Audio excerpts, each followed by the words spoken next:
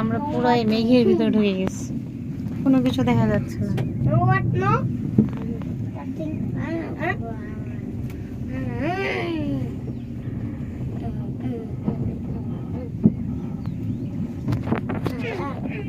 দুষ্টুমি করতেছে, দেখো সব ভিডিও আসতেছে। ওরা যখন বড় হবা তখন দেখলে বলবা আমি কেন এত দুষ্টুমি করছিলাম। মেঘের ভিতরে ঢুকে গেছি। এখন অল্প একটু দেখা যাচ্ছে নিচে, নিচে অল্প একটু দেখা যাচ্ছে।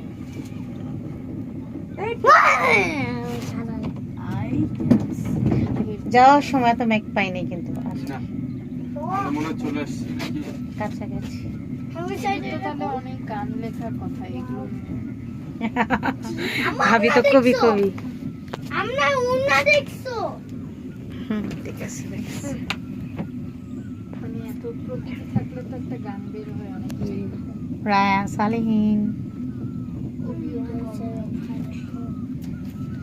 স্মাইল কি হয়ে দিলা তোমার দামি স্মাইল। এই দেখছো মেঘগুলা ঢুকে যাচ্ছে।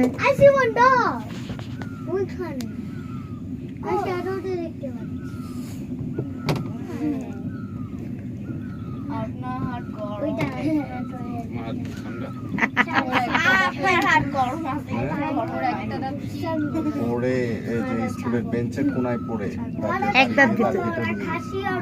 এটা ডেন্টিস্ট দেখেছি, ওই মিরপুর ডেন্টাল কলেজে বলছে কি এটা নরমালি বের হয়ে যাওয়ার কথা না, বের হলে ওরা টেনে বের করবে। এই গাছগুলো দেখো, এরপর আর যাওয়া হয়নি।